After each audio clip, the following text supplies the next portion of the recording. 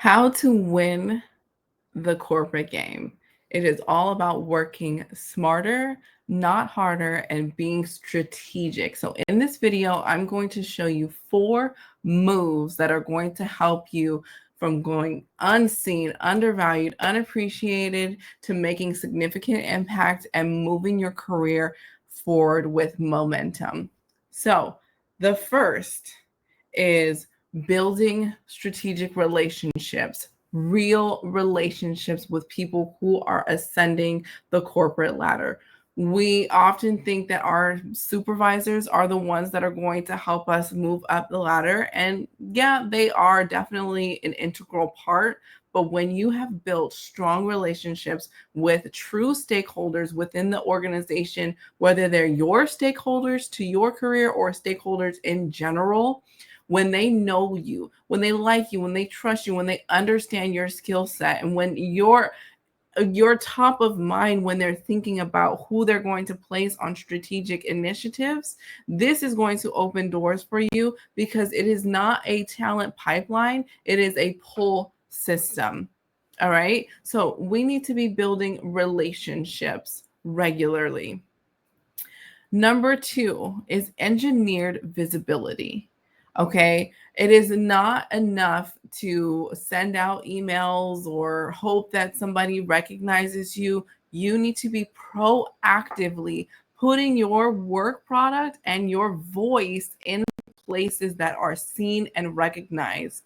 And so you want to think about sitting on cross-functional teams so that people in other departments know who you are. You want to speak up in a lot of meetings. You want work product that gets measured. You want work product that only you can do. These are activities that will engineer visibility. Reputation, number 3. If you want to win in the corporate game, you need to not only build a reputation, but protect it. And this is why I love when I work with technical specialists, because when you can build a reputation on one core skill set, one core value add, you will be known throughout the whole organization as the go-to guru, specialist, subject matter expert for this thing. It's much easier to build a reputation on the value add. But let's say you're not a specialist. Let's say you're a manager or what have you. You can still build a reputation, but I want you to anchor it in a characteristic that adds value. This is the person that is super resourceful. This is the person that will show up when you need them. This is the person that will, help diffuse conflict. This is the person that's going to hold vendors accountable. This is the person that you still want to find a core value add characteristic and build your reputation on that and protect your reputation like your life depends on it. And so you always want to show up and bring that core specialty, that core characteristics to the forefront in all the areas that you work so that you can be known for it. And you also want to go out when you're building relationships, when you're working on cross-functional teams, when you're doing your work product. You want to remember that this is your reputation. This is what you want to be known for, and bring that to the table. Don't wait for somebody to ask for you to do those things that you are known to be the go-to for. Okay. So for example, I started my specialty as a fired heater specialist when I was at Chevron, and I would go to every single unit that had a fired heater, and I would ask them, how's your fired heaters doing? Do you need any fired heater support? Let me know if you have any fired heater work. What's going on with your thing? And to the point where people were so used to me asking and being there and showing up and doing work for fired heaters that they started to recommend me for opportunities, strategic planning, capital projects, global initiatives. They were like, hey, these fired heater things are going on. Call Malia.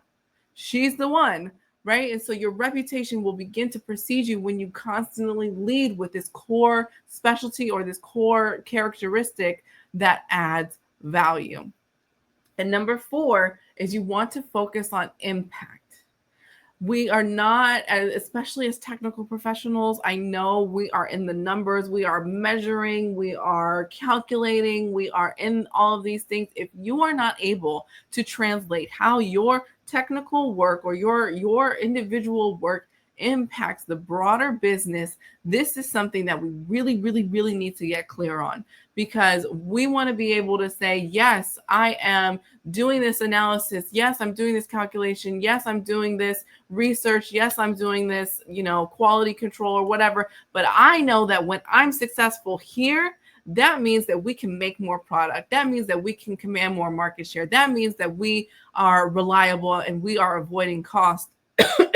That means, what does it mean for the business? And then when you frame your work around the influence and the impact that you have on the business organization, you're not talking about, oh, I'm so good at calculations. No, I'm so good at making sure that we're capturing market share. I'm so good at making sure that we're able to produce mass amount of products. I'm so good at making sure that our facilities have a 99% availability. I'm so good, like, that is what you speak to, and that is how you frame your work. Because I promise you, nobody cares what ASME calculation you're running. They want to know, is it going to work? Is it going to perform? Is it going to help us achieve our business goals? And when you can frame your work around that, that is how you stand out, and that is how you show people the value that you bring, and you will stand out. And so now your relationships know the value that you bring. You have visibility across all sectors of the organization. Your reputation will precede you, and it will be that of the impact that you bring to the organization. This is how you win the corporate game. This is how you move up quickly. And this is something that I have personally done and I help my clients do. So look, if you need help with this, I have a template that you can utilize today, starting this week. It's called the Magic Monday Framework. And in that, it is 5 sections that you go through every Monday. You look at your past week's work to see, have you accomplished? What have you accomplished? We're recording all of our achievements to be able to put into our corporate brag book, right? But then you're also going to lay out work for your upcoming week in these 5 categories, so that you're making sure you're playing the corporate game smarter. What are these categories, Malia? Well, I'm glad you asked. So M on our Magic Monday framework is about what must be done. Okay. Part of your reputation is that you get it done every time. Every time something needs to get done, it's done. You're reliable as an employee, as a professional. Second one is A. A in Magic Monday stands for alignment. It aligns with your career goals, where you're trying to go, what you're trying to achieve, because you are the leader of your career, not your supervisor, not these other people. So you need to make sure that you are going after strategic work that's going to give you the skills and experiences to qualify you for that next level. G in our Magic Monday framework is all about gets to be me or gets measured. This, again, is that strategic engineered visibility. It is what gets measured. Other people are looking at it. People care about it. Like, it's going to get reported up the chain. Gets to be me. I'm sitting on cross-functional teams. I am working with other people, but they cannot do what I do.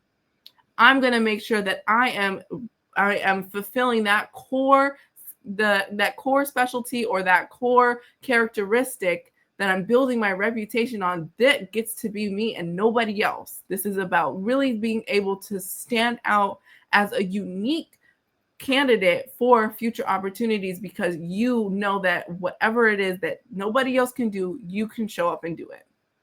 I in the Magic Monday framework means it irritates your supervisors or your stakeholders, right?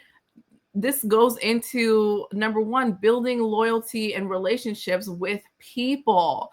Are you able to help them? Are you able to understand where they come from? Are you able to really step into their shoes? And is there something that you can do to make their lives a little bit easier? They're going to appreciate that. They're going to remember who helped them out. And when they move up the ladder, or when they are assigning people to projects, they're going to remember that you came through that one time and you handled this thing, or you stepped in when nobody else would, or whatever it is that you took care of and you took this irritant away from them, you are going to be remembered and you're going to get assigned to more and more visible, high influence, high impact projects because they're going to remember who helped them out. Also, what this does is it positions you to be an obvious choice for leadership. If you're constantly able to help support work that your leaders are doing, it is going to position you to be seen as a candidate who has potential to fulfill leadership duties